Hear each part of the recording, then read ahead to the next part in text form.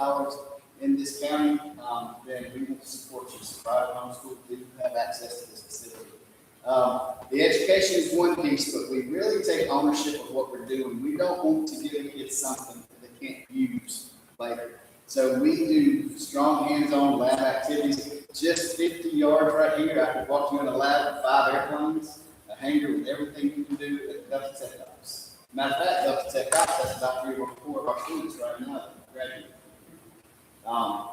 So we work really hard, not just to give them the educational training, we work even harder, equally as hard, to give them that career opening. So right now, this is very rare in industrial settings. Capital had 10 interns with them last year, taking 10 more this year. And they go through our industrial systems program. We have been told these students are extremely prepared for that work, even much so that they get promoted quickly. So we've been happy with that. So that's the kind of work we do here. Our enrollment now is about 600. We'll be about a little over 600 this year. And it's a great facility. If you have family, grandchildren, or friends with students in the public school system, homeschool, or private school, you can share with them that this is open to them. We're going to be having a big fall festival in October, where we would like for the whole community to come out, see what we offer, talk to our companies that partner with us, but also talk to our students to see what they enjoy about it. So, and I can tell you too, the success rate is really good. We this year had a 95.8% success rate. What that means is let's just say 96. Out of 100 seats that were taken, 96 of those seats passed. So that's how we gauge our success here. And we bring a lot of the high school practices and supplement the college instruction so that they're not just handed off to people as an adult. That's a big piece of it. But it's a great facility, great opportunity. I think this is my 4th year here, and I've loved every minute of it. Plan to be here for some time. So you guys ever want a tour, feel free to come in the front door, ask for me. We'd be glad to show you around if you got a family friend, because it's truly something that to be taken advantage of if you have the means to do so. Thank y'all so much. Well, we take another hidden gem that's here at Spalding County that you can utilize where you live, work, and play. Now, having said that, one last thing I'm going to say, we do have an information sheet that's on the another information sheet that's just about the data center that you can get that information before you leave. But I'm getting out of the way now. I'm going to bring out Steve Ledbetter up, and he will tell you everything that you would like to know about Spalding. Oh, I'm sorry. Last thing. If you're one that don't want to get up and speak and ask questions, we do have our ambassadors back there that have index cards, you can write them, or you can get up and speak as well. So thank y'all. Good evening.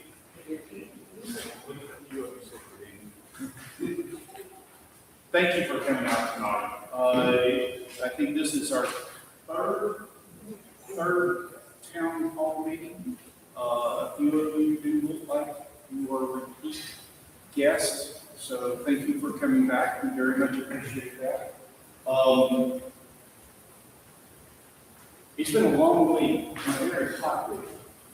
So please forgive me for being a little bit drained this evening. So it's just been hot all day long. I don't know about you, but that's kind of getting on. That's wearing on me a little bit. Is it wearing on you?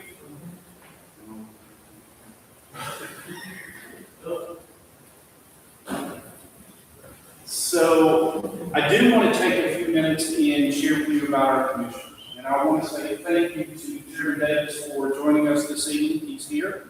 And his wonderful wife is Judy.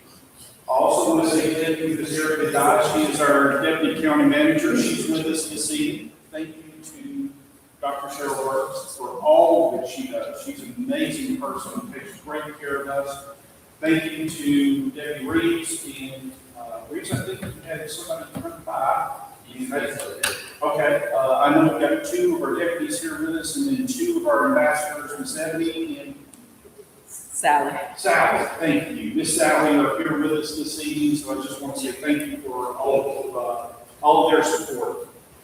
Our commissioners are very much engaged. In fact, I just left a meeting, basically just left a meeting before coming here where Commissioner Gwen Flowers Taylor was chairing that meeting for TSBTA, and she wanted me to apologize to you for not being here this evening. She had another meeting that she had to go to. So for our commissioners, I can tell you that they work a lot for this county. In fact, I will dare venture that out of the five that we have, they serve more time than any part-time employee, and almost as much as all of our full-time employees, because of all the work that they do for our community. And I just want to say thank you for what you do.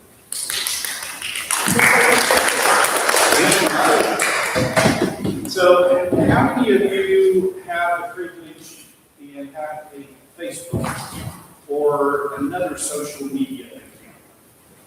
I would dare venture most of us do. So did you know that those accounts on social media actually allow us to see what is being said on social media?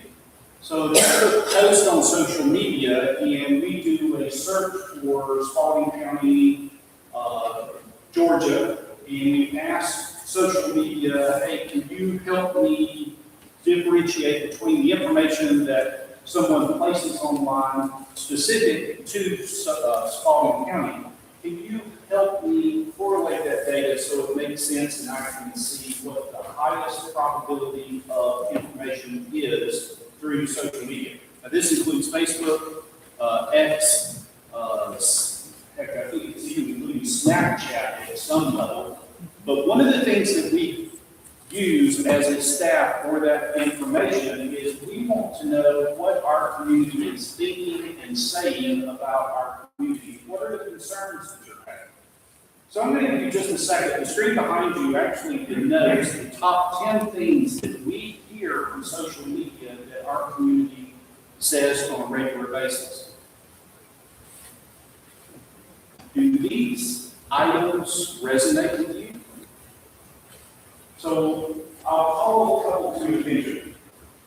Managing growth and managing growth without losing community character. That rises to the level in our community as the number one item. Does that resonate with you? Are you interested in our commissioners really paying attention to the growth that's coming into our community? That's what we hear on a regular basis.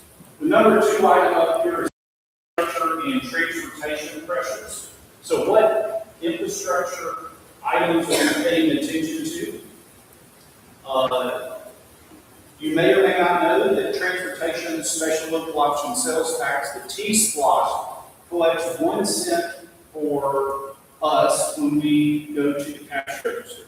That 1 cent is used by the city of Griffin and by Spalding County for transportation infrastructure. We actually resurfaced roads with that 1 penny. So 5 years ago, when we voted on a referendum for transportation special local option sales tax to add that 1 cent at the register, what we agreed to was that the county had a plan to resurface roads across our community. In fact, that plan spanned across 5 years and included 100 miles of roadway. I'm happy to report that we are at the end of the 4th year in April. The end of the 5th year will be April of next year. That at the end of that 5th year, we will have resurfaced about 106 miles of roads. So we have resurfaced about 6 miles farther than we anticipated to do. Some of the things that are a challenge for us on that resurfacing component, if you've ever driven along Jackson Road and you knew how bad Jackson Road was, because it was really bad, potholes were in very bad shape. That road was in such disrepair that we had to resurface and go deeper. We had to actually repave that road, which is another component of the resurface project. We had to dig down about 8 inches of that road in order to rebuild it and bring it back to a sustainable roadway. Well, when you rebuild a road that is as long as Jackson Road was for the repaving project, that cost us $1.3 million a mile. $1.3 million a mile. So let's set that one aside for a minute, and let's talk about one of the other roads that we resurfaced. So West McIntosh was one of the roads that we resurfaced back a few years ago. Resurfacing that road was $373,000 a mile.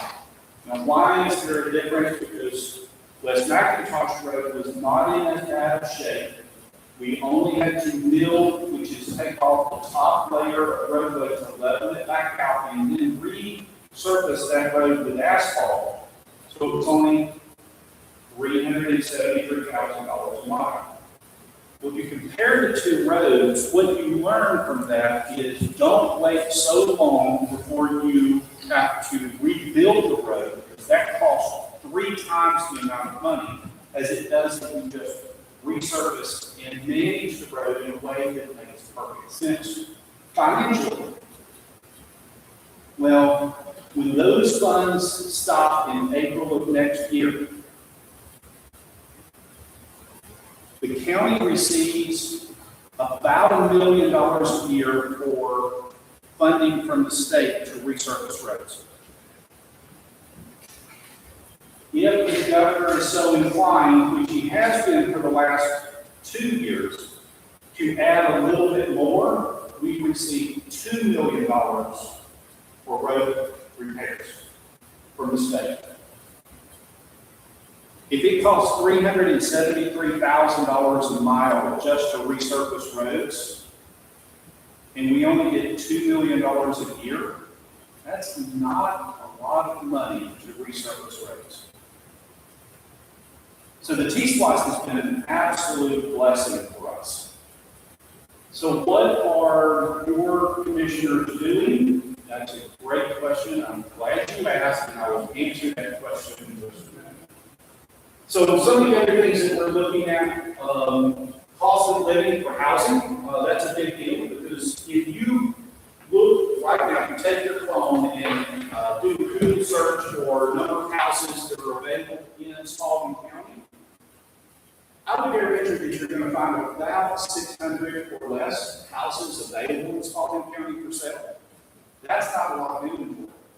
So if you're only having about 600 houses that are available, there's not a lot of people that are able to come here unless we do something about the inventory that we have for our houses. So that's a concern that our board of commissioners are reviewing. Job opportunities, we talked a little bit about that because Chad is here, and I think we just walked back out, but Chad is here, and that's one of the big things that they do here at the College and Career Academy, is prepare kids and young people for jobs in the market like we were talking about over at Capital. Public safety and emergency preparedness. I can tell you that I am very biased when it comes to this particular one because 2 years ago we had the Fire Chief of the Year for the state of Georgia.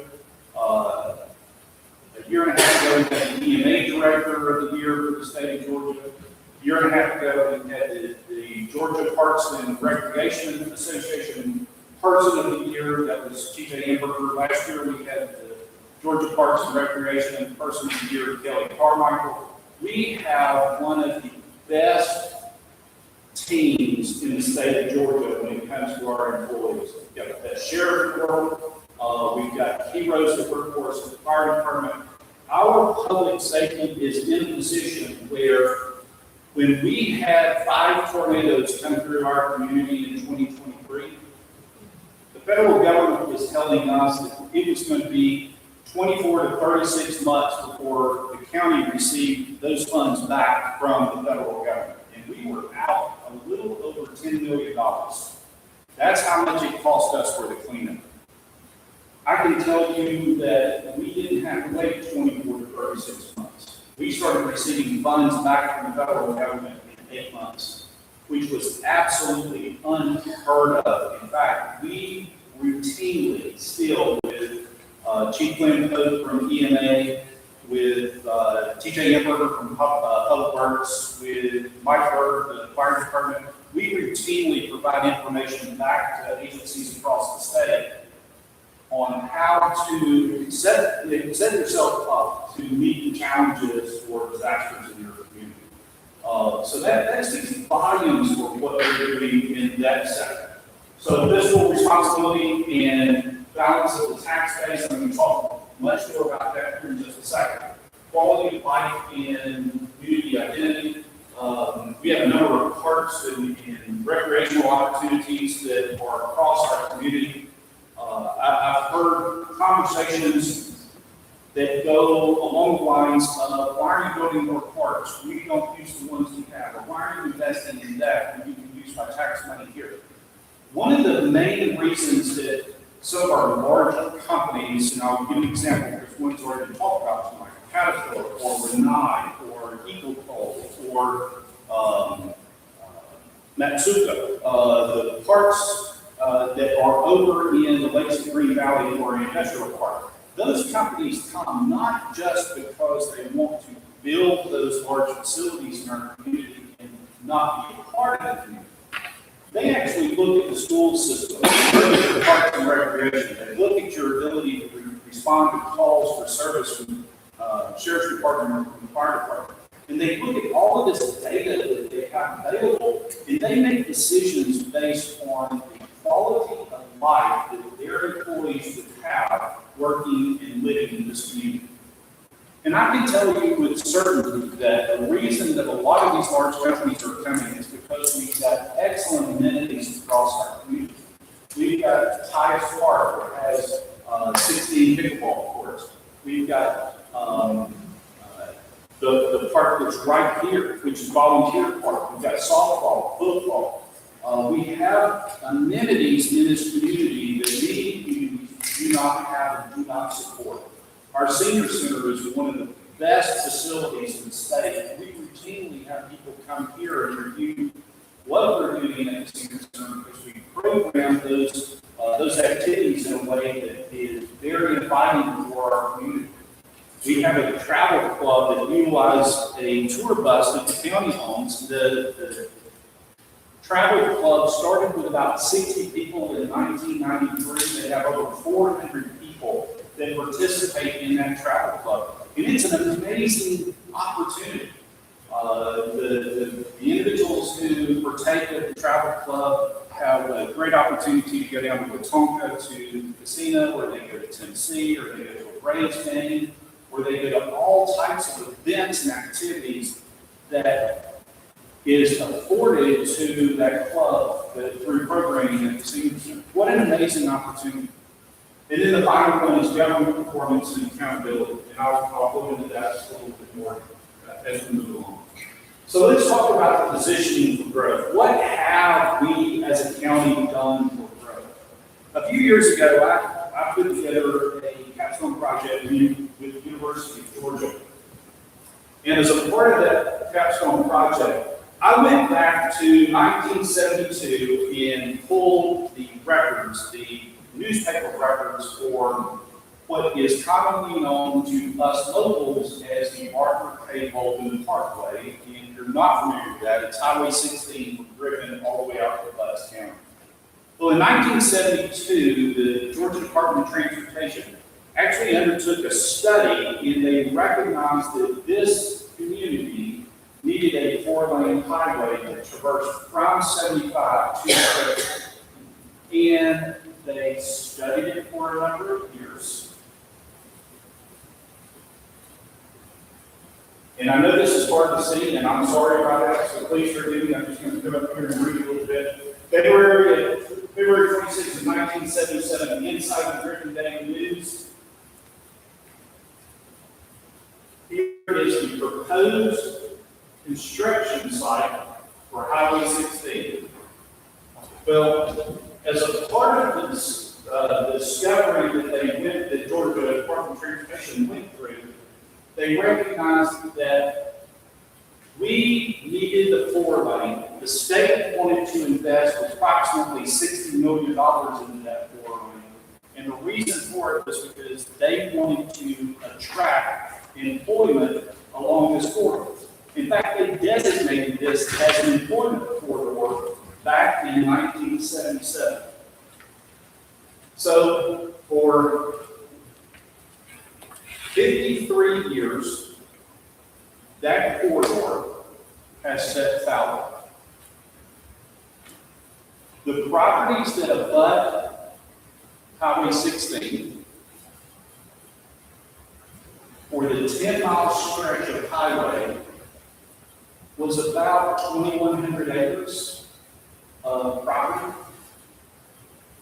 How much money do you think the property owners paid in taxes for that commercial corridor? I can answer the question, it's roughly $100,000 a year. That's what we received in revenue. The reason for it is because I would do the same thing. I would list my property if it was not developed in conservation use. And that's exactly what our community did. And I would do that. I would list it in conservation use. And the reason that development was not coming is because sewer was not available. Well, one of the things that we've learned over the course of the last few decades is that for large development to come in, sewer is a requirement. If you don't have sewer, then the financial investors will not invest in that property because it doesn't have the viability that it needs for development. So about 2 years ago, I presented my findings to the Board of Commissioners in working hand in hand with the Water Authority. The Water Authority made the decision that they were going to move forward with this project. So last year, the Water Authority took a bond for $25 million. They constructed a sewer plant that will actually be finalized and finished operational before the end of this year. Well, as a result of that decision in moving us forward, there's a few things that have transpired. So how many of you know that there's an airport coming? A few, thank you. All right, so just to give you some bearing, this is the city of Griffin. This pink line here is Highway 16, Sapelo Road, Banks Road, High Falls Road. This is our new regional airport. 2 years ago, our Board of Commissioners went to the state and asked specifically if we could have support for the airport. The governor had, no worries, I can catch it. The governor had allocated $95 million just for airports in his amended budget 2 years ago. Of that $95 million, the governor allocated $47.2 million just for Spalding County. So we received more than that. Well, at the same time, the federal government, through the FAA, made the decision that they were going to not be outdone by the state of Georgia, so they allocated and gave us another $40 million. Drew Ferguson, just before he left office, made the decision that he was going to earmark another $8 million. He had never earmarked a dime the entire time that he was in Congress, and he allocated $8 million just for Griffin Spalding Airport. So roughly $100 million. Well, those funds are actually available for us. We still have to go through all the permitting process to get there. I can tell you that the Board of Commissioners have actually closed, they agreed to close Sapelo Road. The construction has started on the airport. The demolition of the homes on Sapelo Road has started. Work for the culverts or the creek that traverses or that will traverse about 70 feet underneath the runway has started. The plan as late as yesterday that I saw indicates that the first jet will land on the runway in 2030. So they are moving. I know it seems slow, but honestly, they're moving very quickly to get the airport completed in a very short amount of time, because here we are midway through 2026.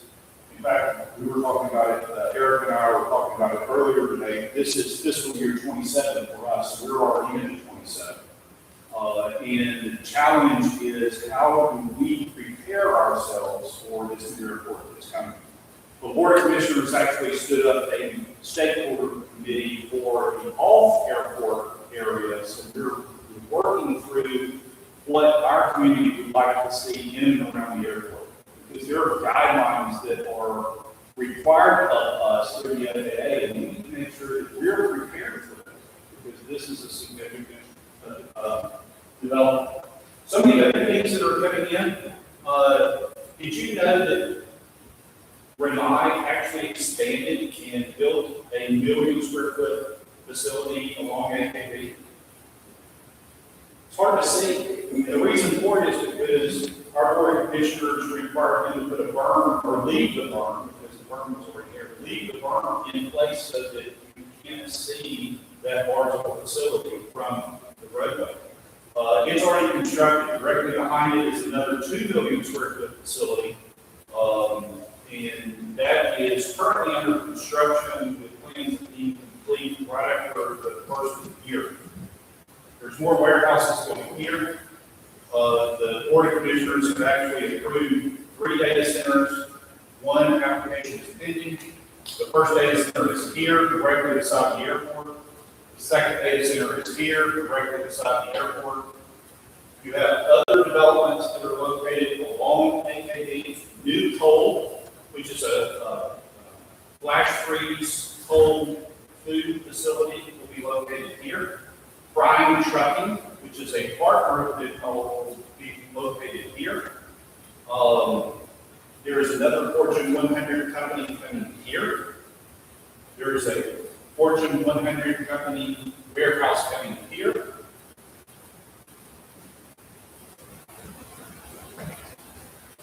This is the 3rd approved data center, which is directly adjacent to Dollar General. This area here is for a warehouse. This area here is currently being developed. This area for the new data center is not. It's not. They've not broken ground. They've not even new trees here. This is a warehouse that's located spreads against Spalding County. And this area right here where I'm pointing to display project. That is actually across Highway 75 inside of River Park. But it's located inside of Spalding County. Do you know what's going there? A few. It's a logistics warehouse that has to do with a car manufacturer that's located adjacent to the Atlanta airport. Used to be Ford. Porsche. Correct. Porsche. So for the development that's coming into Spalding County, we're actually being chosen by top Fortune 100 companies. What an amazing opportunity that is. And the reason I say that is because for me as a homeowner inside of Spalding County, I want my taxes to go down. Well, in order for my taxes to go down as a homeowner, I need to bring development in that is commercial development so that I can offset the development for residential. And I want to share more about that. Because it really does make a difference, and I want to give you all the facts when it comes to that piece. But we're working together with a lot of companies that are helping us grow smart, not haphazard. Because what I don't want, what my encouragement to our board of commissioners is, it's their direction, because I get a chance to have a ear, but I don't have a vote. But my encouragement is, let's grow smart. Let's grow in a way that makes sure that we've got curb appeal for the development. That it's not like some of our neighboring counties where development right up next to the road and you don't have a lot of green space. I don't know about you, but some of the nicest neighborhoods that I ride through, the curb appeal is just absolutely what gets my attention and what I like most. And in order for us to keep that level of curb appeal, we have to be smart in the way that we grow. We have to be smart in who comes to see us. if we make a decision to be the last person in the development game, then we wind up being the last ones to choose who comes to see us. And sometimes they're the ones who won't just come and go right up next to the road. They don't have the funds to do things that we're asking them to do. And it creates some challenges for us. So we make sure that we've got partners who can help us think through what good growth development looks like. So we partner up with people like the Chamber, or with our association, ACCG, or with Georgia Tech, because they have one of the most worldwide known planning schools in Georgia Tech. They think through, we get a lot of our planners for the state coming through Georgia Tech, and they look at things so much differently, and that's really a good group to pull from. We pull from the University of Georgia, and we're part of programs like Archway, or CRC, or just having the ability through Carl Vinson Institute to be able to engage them at a level that supports and helps us think through what our growth looks like. Georgia Power actually offers a lot of tools that we can use for growth, because they are looking at growth. And unfortunately, some of their growth comes at a cost, and I think our community has seen some of that, because you've got the substation that's located out off Jackson Road. Honestly, it's one of the largest substations in the state of Georgia, and some would say it's the ugliest thing under the sun. I'm not going to dispute that, but at the same time, they are delivering power to our community in a way that I don't think we're going to have any power issues, not anytime soon, not as long as I'm going to be around, from what I can tell. And it's good that we're able to provide that power, but at the same time, there's some trade-offs with that. But we do appreciate them being at the table, being a partner with us, because we get to learn from them. But going back to the comment about why it's important for growth, the slide that you see behind you shows that about 86% of revenue that comes in for taxes come from residential properties. That's a lot. That is a lot. In fact, all of the research that all of those partner agencies that we just talked about, University of Georgia, Georgia Tech, Three Rivers, ACCG, they indicate that for a healthy community, a residential balance for revenue should be between 55 and 65%. We're at 86. That's a lot. So how do we get to a point where it's balanced? How do we manage through the issues and challenges that we have to develop property appropriately at the right place with the right partners? Sometimes that's a challenge for anybody.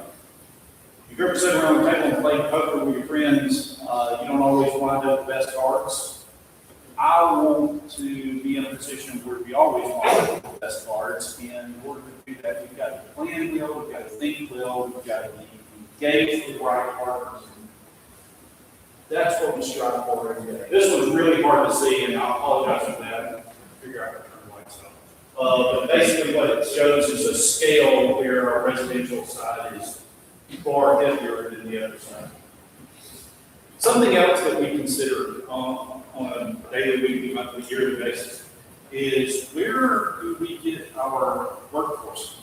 And how are we engaging our workforce? If we bring this development in, how are we making sure that as this development comes in, we've got the right workers to align with that development so that we can ensure that we don't lose them, that they don't go away, that they don't choose someplace else to go? How do we make sure that we're doing the right things at the right time? So we work with the College Career Academy. We also work with Southern Crescent. Southern Crescent has programs that have matured over the last few years for robotics, mechatronics, AI. The film industry is kind of laboring right now. We're moving back to Ireland, but that's okay. We're going to figure out how to transition those individuals. But we're also looking at diesel mechanics. and construction people. That's what Southern Crescent has really focused on over the course of the last few years. And that's an amazing forward-thinking look for how to get our kids and young people realigned with the organizations that are coming to us to work together. But I want you to look at something with me. So, 20,740 people leave our community on a daily basis to go to work.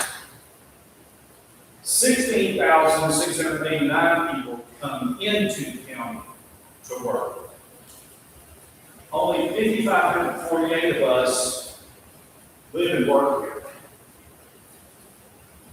We export more than we import. And what does that create? Traffic. Because you got people going all the time in different directions. What if, I know that's a loaded question, what if we had businesses located here locally where those numbers were just flipped? So 20,000 were here and worked here. 5,000 went somewhere else, and 16,000 went far somewhere else.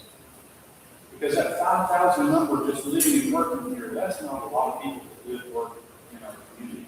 And we've got to figure out how to fix that mix. I can tell you, I live in a household that does that. That's my wife works at the airport. I live and work here. So we're a part of this. But it's an interesting dynamic. Because one of the things that I look at, you've got 4,100 people that drive 50 miles or further for a job. But look, where the majority, 32% work 25 to 50 miles. And that's actually where my wife is, because it's 25 miles to the airport. So how do we resolve some of the challenges that we have? We do that through development, and we do that through very smart development. All right, so let's talk about financial stewardship and financial planning for the county. So that one's hard to read, so please read it. I'll try to make it a little easier. So we've actually refined this since I put the slide deck together. Our budget is for 27 was approved just a couple of weeks ago. We're at 78 million and some change for the total budget because we found a sharper pencil. And one of the things that I do want to highlight is that regardless of the numbers, the percentages stay the same because we reduced amounts for each of the departments. We spend about 37% for our sheriff's department. We spend about 13% on administration. That's all administration across the entire organization. We spend 10.5% on our corrections institute. That's where we house state inmates for the county. 8.6% for public works. Parks, we spend roughly 3.5%. I can combine the courts, but I've separated them so you can see how much. It's 369, 9%, about 10% for all of our courts. Community development, where development's coming into our community, we spend 2.1%. That's a little bit of a misnomer, and the reason I say that is because the permit fees and inspections that our community development department charges for, pays for that department. So our tax money doesn't pay for that at all. But one of the things that our board did this past budget year for fiscal year 27 was that they recognized that since we aren't paying money for that department, that it was being paid for by itself, it was self-sustaining, that there was an opportunity to utilize some of that self-sustaining money, not taxpayer money, and put an economic development person into that department in support of doing some of the things that we've already talked about. What a smart decision. Because if we are smart growing, that means that my tax money for my house, and your tax money as a homeowner of your house, has an opportunity to do it. So I think we've got a very good, strong budget. If you look at the amount of funds that we have coming in for just property taxes, I'm going to show you that. right here. It only accounts for, out of the $78 million, it accounts for $47,511,000. So a little bit more than half, not much more than half. So one of the things I do want to show you is the millage rate and what we've done with millage rate year over year. And you can see the trend lines going down, 15.5, 15.256, 14.978. But most people get stuck right here. It took me a while, but I finally got it. Is your tax, here, we can ask you this. How many of you believe that your property tax for your house will go up 6.84% based on that number? Excellent, because it won't. Why? Because the top number in the top right is our gross digest. That's how much, if you put all of our properties together into a giant bowl, that's how much all our properties would be. But what has changed from 2025 to 2026? More houses, more development. So as that number of houses grow, as that number of development grows, your gross digest grows. When your gross digest grows, that actually benefits us because now we're able to roll our taxes back based on the amount of what and sales tax. Well, this year, staff's recommendation is to do exactly what we did last year, and just to roll. This will be the second year in a row, and last year was the first year that we could find in 25 years of data that we have rolled our taxes back. This is the first time I think anybody can remember that we rolled taxes back 2 years in a row. I'm happy about that. I hope you are. So, how many of you received your assessment notices? Excellent, I'm glad that you received them. Did you read the assessment notice? Because inside of that notice, it indicates that you have not filed a homestead exemption during the appeals period from June the 3rd to July 23rd, that's a 45-day period. You can go file for a homestead exemption. You can also file for a couple of other things. You can file for the education exemption if you're 65 or older. You can file for any other exemption that you are eligible for. And if you're not familiar with what exemptions you're eligible for, please go back and see the tax commissioner. She can help you.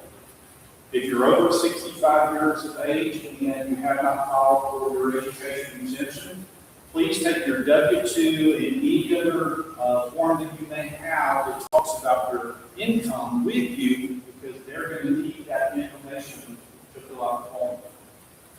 And they can help you. They will be happy to help you. Please don't lose this opportunity, because it is important.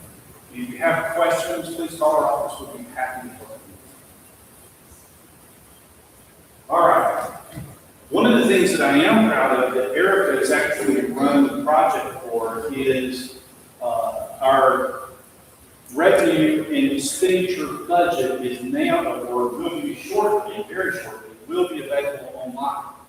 So if you want to know how much money we spent at Amazon yesterday on a check, you can actually drill down and see the exact check for the Amazon payment. You can see every transaction that the county has. You'll have full access online. We want to talk about transparency. We are doing our best to be as transparent as we can possibly be. Every penny, even though they don't make it anymore, every penny that we spend. And the reason for it is because we want you to know what we're spending our money on. We don't want to be accused of spending money that creates a boat trip for meeting flood. I don't want that, because none of that's true. But what I do want is for you to have access to it so that you know what's coming as far as our budget is concerned and how our expenditures are tracking. You think that would be important for us as a community? I do. Some of the things that we've got looking forward to this year. So every 5 years, the Department of Community Affairs requires that we as a county update our comprehensive plan. Our board of commissioners contracted with a company called Inspired Placemaking, and they are leading the charge for our update. That's important to all of us. The reason it is because inside our comprehensive plan, it highlights what our growth wants, what we want our growth to be over the course of the next 20 years, because it's that far, it's looking that far into the future. And it does it in 5-year increments. So we have a chance to change what our future land use map looks like. We have an opportunity to say, hey, we really like community crossroads. We think we could use one here. And we can point at the map and say where we like it. Or we can turn, to use that same analogy, we can turn around and say, I don't want a community crossroad here. This is something I don't want. So we can say, I don't want that there. We all have a voice at the table. In fact, we have 70,000 plus votes at the table because we're encouraging all of our neighbors to come to the table and be a part of this program. We're going to have town halls and surveys and opportunities for you to communicate back to our staff. And this is a big deal for us. So please come and be a part of it. We're also asking for a special local option sales tax to be considered.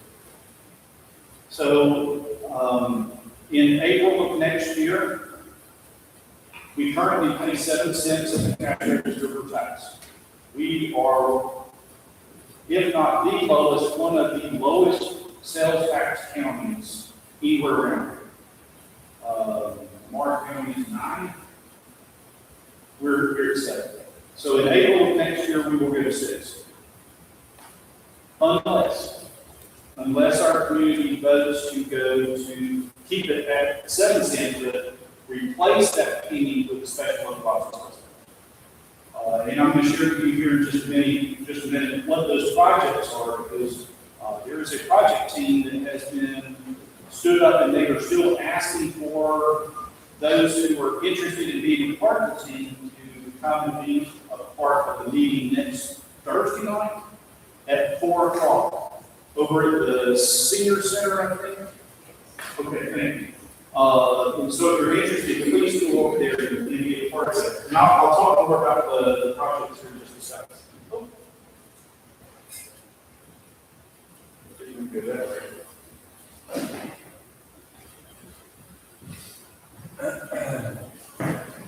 Oh. We're continuing with our ordinance modernization, so that's a big deal for our board of commissioners. We're expanding our economic development readiness efforts. We talked a little bit about that with the onboarding for a new employee to do that work for us. And we're strengthening the infrastructure and service delivery based on a lot of the discussion we've already had, specifically around sewer availability and water availability out on the east side of the community. All right, so request for our SPLOST projects. Here are the SPLOST projects that the county is asking for. The city is also asking for SPLOST projects. We believe that each and every one of these projects are a need. Some are a desperate need. None of them are wants. So, number one is roads, bridges, sidewalks, and trails. 51% of the SPLOST proceeds are being designated to continue our T-SPLOST program.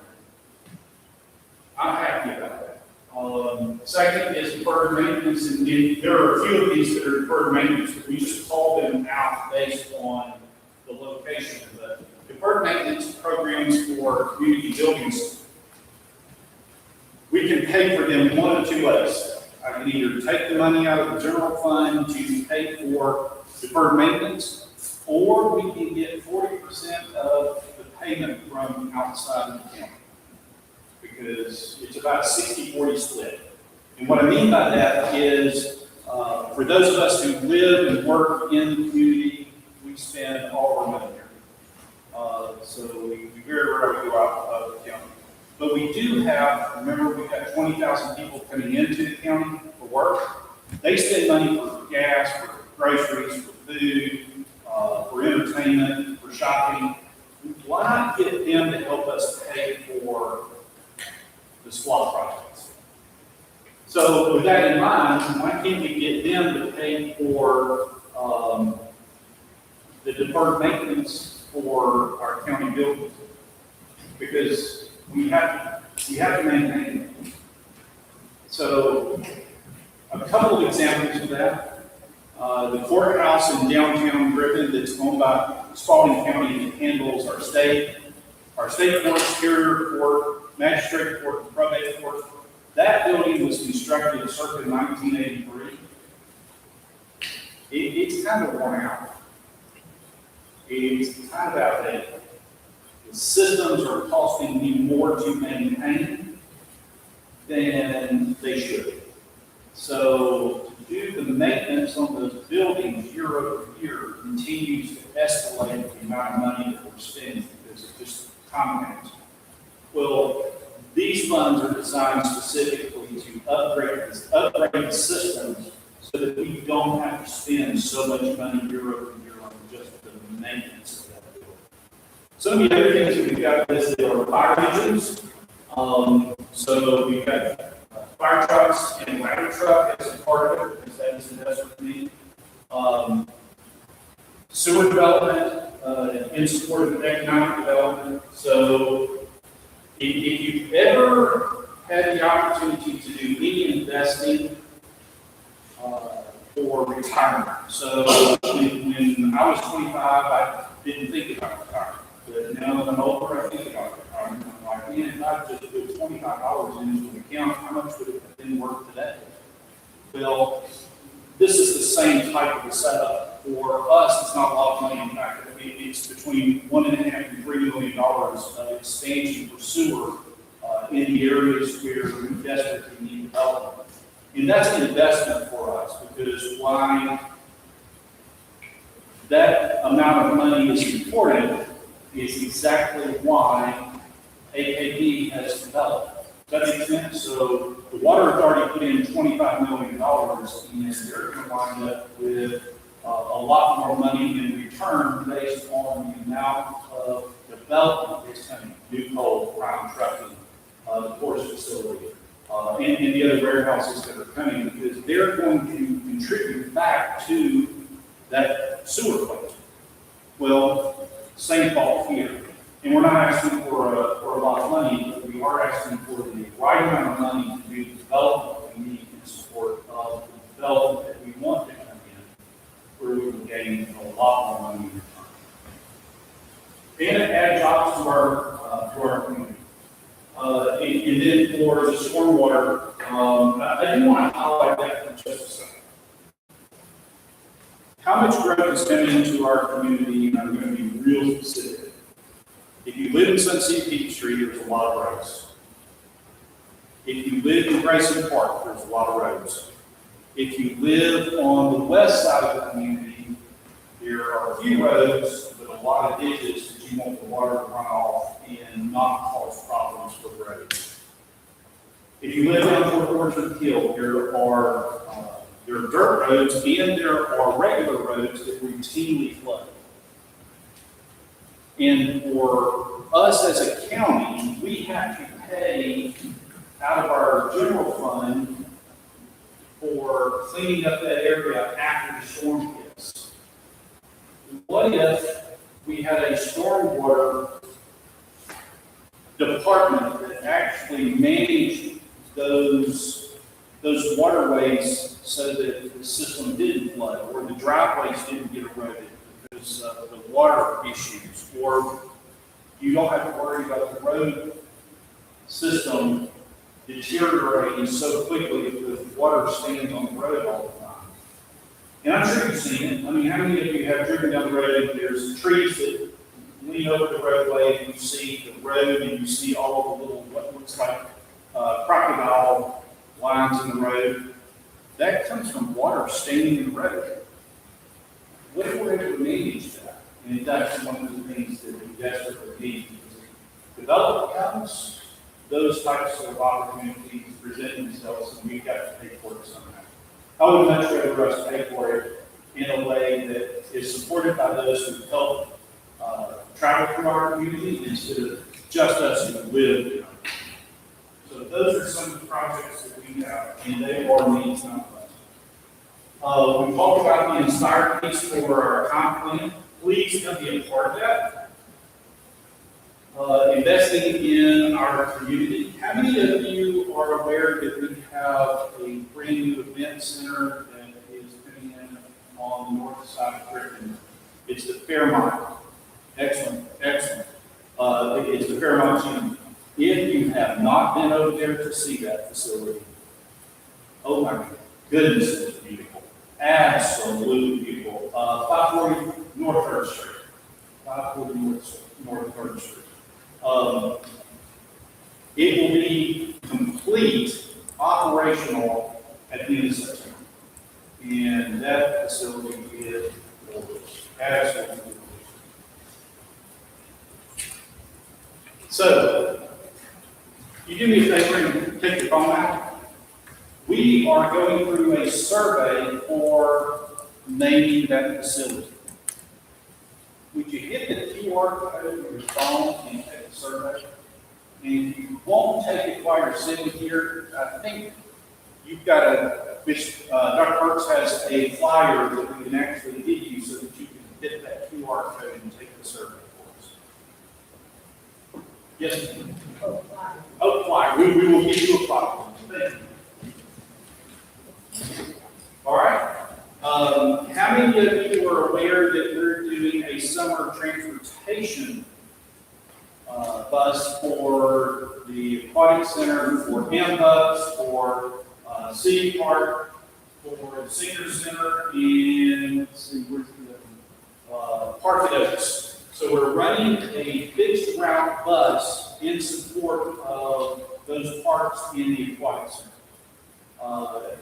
You don't have to call. All you have to do is go to the bus stop because there are bus stops available, and those bus stops are at those parks and at the senior center. So if you want to go park at the senior center and jump the bus and go to the aquatic center for a couple hours and come back to the senior center, you don't want to drive, you just want to ride and come back. Perfect way to get over there. This fixed transportation bus will run through the first week of August. All right. So, with that being said, I would answer any questions that you may have. Oh, all right. I saw 1, 2. Yes, ma'am. When you talked about the tax roll, Yes, ma'am. what specifically did that mean? Millage rate rollback means that we are working very hard to reduce your taxes as a homeowner. So there was a millage rate to be rolled out, I was wondering. Or as a renter, because your landlord will prayerfully pay less in their tax for this energy because we're utilizing the full rollback. Great question, thank you. Yes, ma'am. Does it cost you right, Michelle? It does not. It is free. Thank you for asking that. That's a great question. Yes, sir.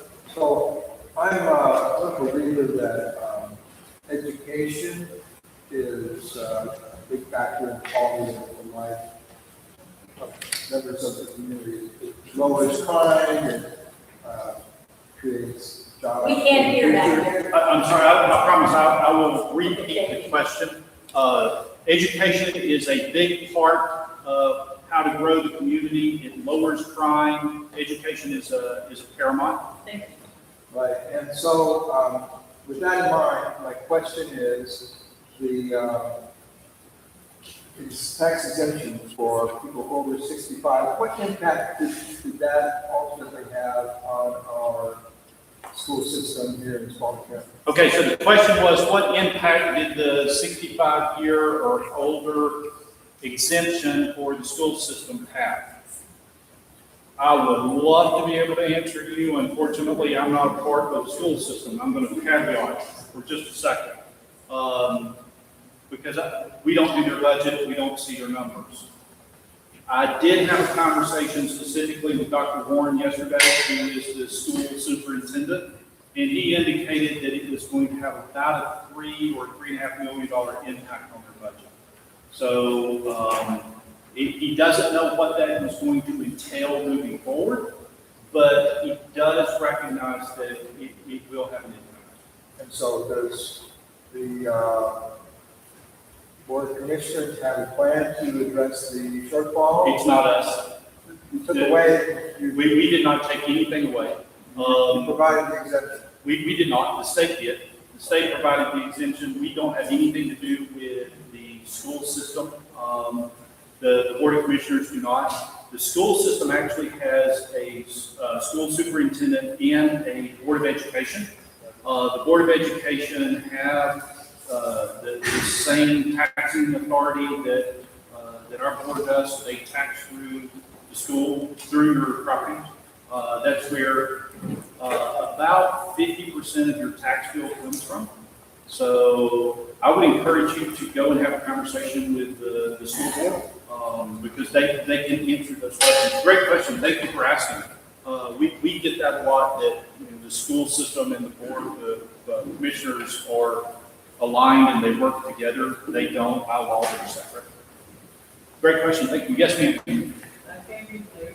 I don't know if you all covered it or if there's someone paying for it. Code enforcement, I live in You live in the city? Brooklyn. I live right across the street. Yeah, I rent here. I don't know who's doing what, but enforcing, property that, because where I live is. Yes, ma'am. If you live inside the city, I would encourage you to call the city manager's office. They can help you with code enforcement inside the city. For the county, we need to do code enforcement outside the city limits, so we work in many before it's talking about code enforcement. Yeah, because I've already reviewed it and looked to see whatever. And Who is your city commissioner? I live right here, this is. I don't know, but I'll look it up. No, this is county commissioners. I will look it up after the meeting and give you your contact information.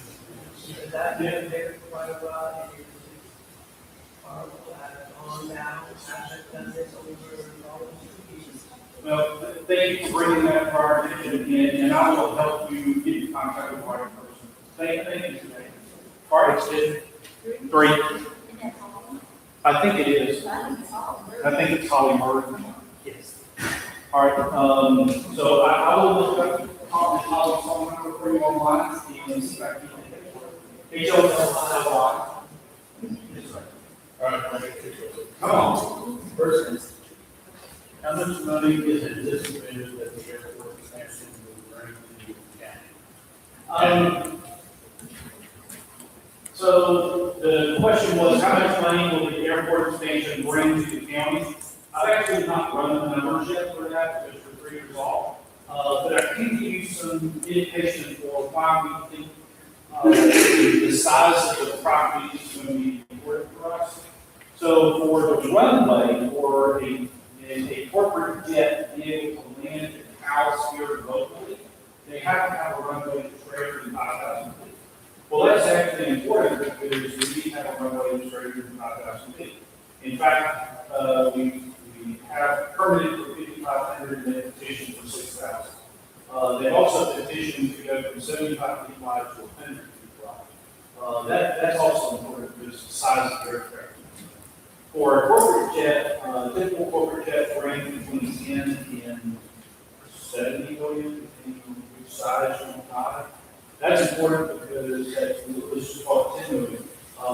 The owner of that jet actually pays local property tax on that $10 million jet. So if you have 5 of them, really happy.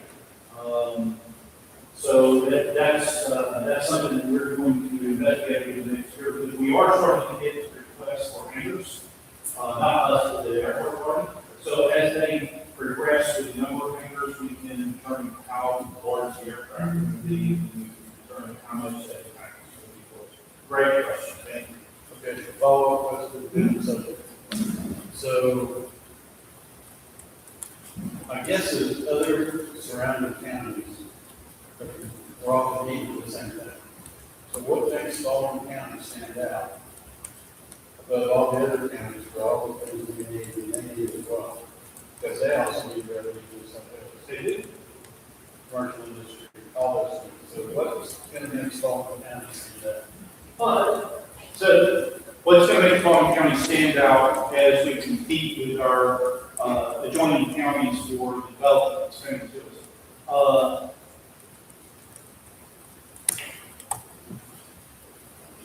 What really impresses me most is the fact that we've got Fortune 100 companies in the city. And why we have that, I think, is because when we, and I know it sounds crazy, and I know it sounds like a little bit of a, I'll just say it. We have a board of argument in public. We do, and they know that. We've got a board of argument. But they argue over the right points. They argue over things that matter most because their constituents are saying, hey, we want to move in this direction, but we want to do it smart. And they argue in public so that the developers can hear what they have to say, and they know what they have to say. And there's no hidden agenda. There's nothing under the table. So when you have a level of transparency that you can trust from a developer to the county, because developers aren't, they're hoping they're going to, yes, but they have to work with staff. They have to work with staff. And they recognize that working with the staff to get in front of the commissioner, they recognize that they may get another budget. But they feel comfortable working with us, and they're working in such a way that we've got this Fortune 100 companies wanting to facilitate us. We take our time with them, we treat them with respect. We don't offer them anything, because if you notice, none of the data centers have a vacancy. They don't have a pilot at all, and they're still going to come. They recognize that the warehouse space aren't getting any vacancies, and they're still going to come. We're not getting the small, no-name spec warehouse companies. We're getting Fortune 100 warehouse companies, because they've already got an end user coming with them. They got somebody in the development discussion with us. I am really happy that these developers at that level are trusting our staff in the way that we're moving forward, and they trust that they're going to get an answer. They may get the answer they don't want, but they're going to get an answer, they're going to get good discussion in public. And that is a lot to these developers. What they don't want, what I've learned, is these developers do not want for feedback for hills, because then everybody gets size. And everybody starts pointing fingers, and it creates such tension in the community that the developers don't know. They don't have to worry about us. And for that, I'm very good. Now, I hope that answers your question. I know it's kind of around this door, but I hope that answers. 1, 2. Yes, ma'am. Mark. Okay, I have a list of questions. Awesome, thank you. Does the county have enough water and sewer capacity to support future growth? Yes. So we purchase our water from the city of Griffin, and the city of Griffin is running about half their capacity right now. And they've got plenty more available, so good question. Data center, can our current electrical grid support this demand without affecting residents? The short answer to that question is the substation that's currently being constructed, the 2 substations that are currently being constructed on Jackson Road at Tomachichi will be one of the largest substations in the state, and the second will be about 24 acres. and we will have, if my math is right, about 1.5 gigawatts of power out of those two. So we've got, with the 3 data centers that are approved, we've got enough for those 3 plus 3 more. And my recommendation is that we don't do 3 more, but maybe 1 more, and that would be it. But even with those plus the other commercial, industrial, and manufacturing facilities, we will still have enough power. Because Georgia Power does a really good job at calculating what they expect us to run. And they also do a really good job of saying, nope, that's enough, we're not going to give you anymore. So they have an opportunity to say no to go. What happens if the project cannot be completed in the SLOSS timeframe? So if the monies are available, but it goes past the 6 years, then the project will continue. And I'll give you an example. The Aquatic Center went beyond the time period, so it was completed. So the time period is, it's relative to the point of collection and not to the point of project completion. I hope that answers the question. How can residents track the progress of SLOSS projects? Great question. And if you come to our Board of Commissioners meetings, you will hear me regularly update our transportation SLOSS and tell you where we are.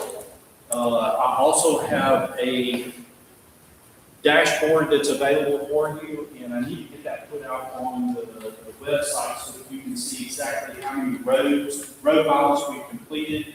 But I can tell you that we have completed, as of this year, we will have completed every road that was on the list, on the 5-year list. Absolutely amazing. Very happy about that. All right. Questions? I think she's, Yes, sir. Yeah, I put in my notes, data centers are coming to the county. Something that the county can make a transition transactional agreement. That's what they would like to have done. What the county needs to do those work. So that's about it. It's actually like a legal transaction. And let's say we need prison, let's say we need homeless, shelters, whatever it is that we need, because they're coming to us to request. Sure. We can always ask for support from the developer. If we do that routine, I'll use some examples. So for developments that come in, I'll use residential. If the development comes in, we tell them, hey, you got to do sidewalks inside your development. And they're going to have you got to do sidewalks on the outside of the development. So we make it sidewalks. Or if a developer comes in and we need training for the fire department that we don't have money for, then we actually go back and we ask them, hey, we need this level of training. I can tell you 9 times out of 10, what we ask for, we get. We don't ask for the moon because we recognize that we want them to be here. We don't want them to run them off. Are there other things that we ask for? Sure. I would love it, and I'm not saying we've done this, but I would love it if my board of commissioners said, hey, there's a large development coming in, we need a ladder truck for the fire department. And the developer does not have to do that. They don't. No, I But it would be great if they did. It would show some great community partnership. We routinely ask for that. And sometimes, to be honest, sometimes I would ask for the moon instead of for the star. But they will never do anything you don't ask for. Right, and that's my concern. I mean, because like I said, I was thinking, most of what we were talking about, this seems to me to be talking top down instead of bottom up. And bottom up is people, citizens, things that they need here. I'm a senior citizen, I've tried to get senior citizen housing since I've been here. Well, some of the things that we've done from a county's perspective is Sunset Beach is 55 over. Wilson Barnes, 55 over. You do not have to give a report. You did. I mean, it's really hard for the county side to put a constraint on a developer that says they got to have this level of housing. And we try that all the time. In fact, our board right now is working on sustainable housing. And how do we get there? That's a great question. Because most of the facilities have contracts with the veterans to get them in here to get paid. I mean, they have contracts with. You know, I don't want to steal my Jeremy's thunder, but we just, the board of commissioners just opened a facility for 15 housing units for veteran transition. Absolutely phenomenal district, absolutely, very happy. That's my concern. Yes, ma'am. It's not the people, it's the. Absolutely, yes, ma'am. The residents that surrounding the new legacy center of Fairmont, isn't those affordable housing? Isn't that for the affordable? It is, housing? yep. The affordable housing units over by Fairmont, it is exactly what they're doing. That's a great point. Thank you for bringing that up. I'm not as familiar with what's going on in the city, and I apologize for that because I've got my hands full trying to keep up with what's going on out in the county. Yes, sir. Yeah, so, I really like your slide about your budget. I was curious if you have a side-by-side and you coordinate with the city of Griffin to find overlap or gaps. Do you guys go through an exercise? We do. In fact, it's mandated by law. It's called service delivery strategy. And we are required by law every 10 years to do a side-by-side analysis for our service delivery. With the growth that we've got, is 10 years off and on? It takes 10 years to make sure that we have all the data set that we need in order to come back together. I got more questions. Go ahead. So the young lady over here mentioned about services in the community. I've got a out-of-the-box kind of a suggestion. Please. I don't know if any of you have pets. I've got 2 dogs and 4 cats. And in the last 2 months, I've had a dog and a cat have to go to the emergency hospital. The closest one I could find to provide the services, because they weren't full, was in Union City.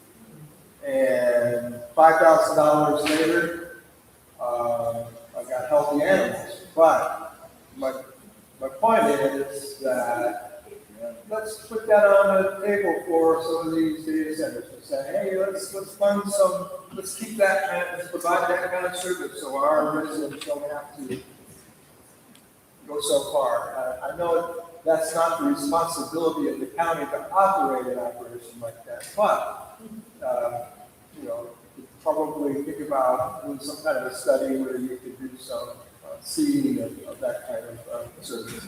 And just Harley on it just a little bit.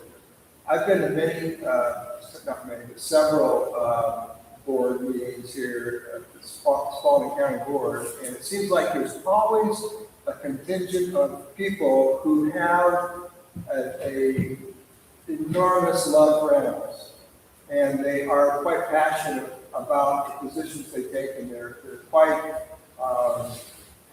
shall we say, confrontational with the board for not doing enough. I'm just thinking that might be something that you could perhaps work through and do a study on. And We're always looking for opportunities to partner, and that would be a great partnership. And I promise I will definitely have a conversation as these developments begin to grow feet and then legs, to have those levels of conversations so we can get Yeah, it would be great to be able to provide those services for the animal shelter. Absolutely. You know, Absolutely. and things like spaying and neutering would be. Yeah, because it's expensive. It's expensive, yes, but people pay it, and why go somewhere, why force us to go to another county to get those services? That's what, okay, let's see. My next question? Yes.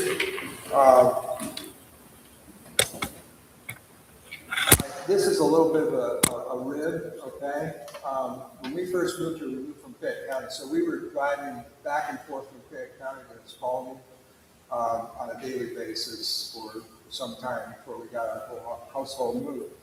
And do you know where Brooks Road is? Very well. You know that the road that goes from Fayette County, or where it transitions from Fayette County to Spalding County? When we would come from Fayette County, we would crack up every time because we would say, welcome to Spalding County, because that road was just, it changed. It went from a beautiful road to a piece of crap.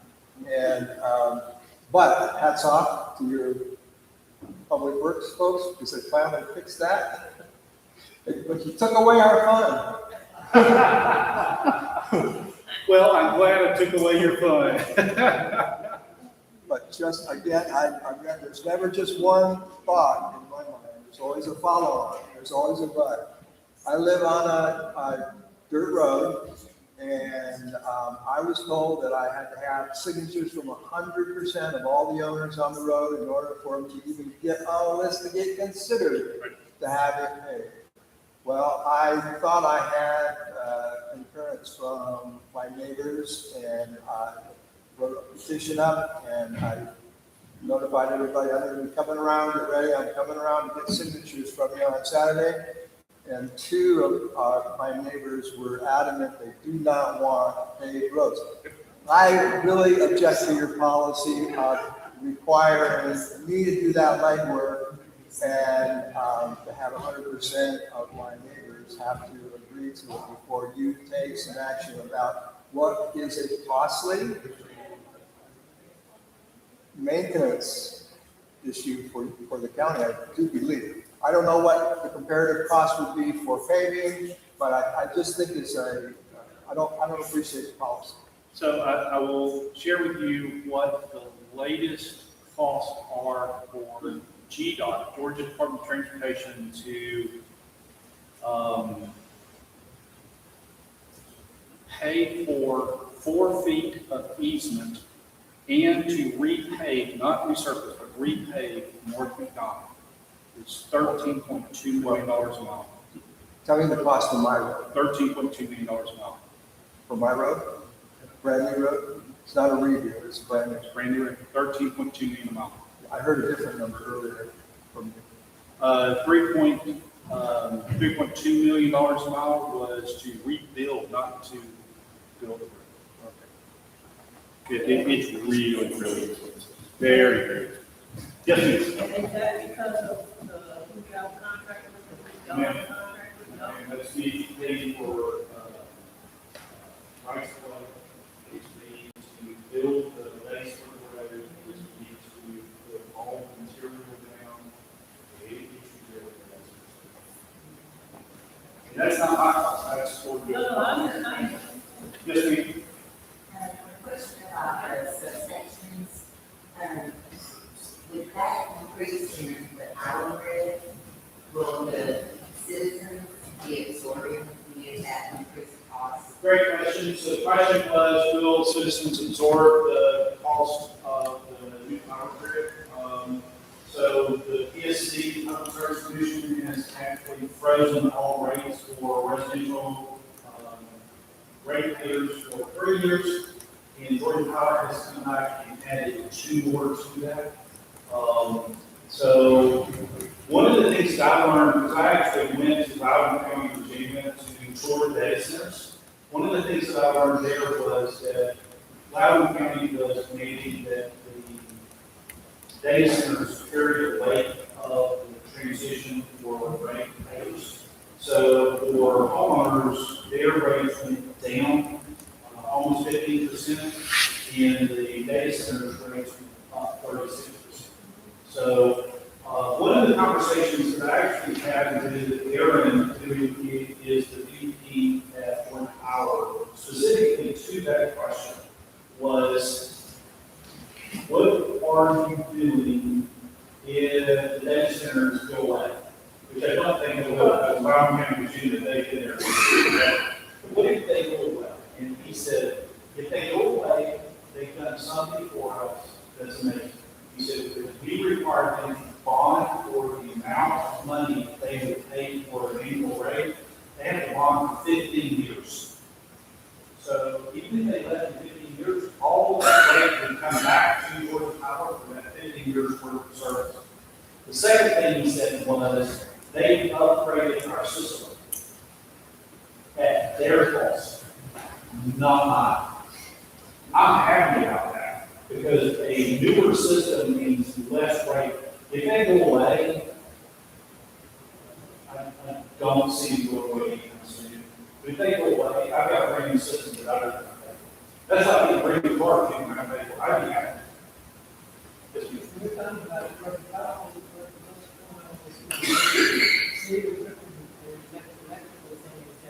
I can't answer anything about it. Nobody heard me. But we're just Spalding County, so I can't answer for the city. I would encourage you. Spalding County and Griffin.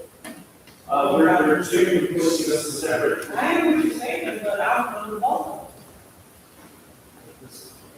Okay, so we will have to talk to about it. No, I'm serious. So, But this is ridiculous. yes. Okay. Yes, ma'am. Okay. All right. Thank you so much for coming. I very much appreciate you. Thank you for your time. Have a wonderful evening.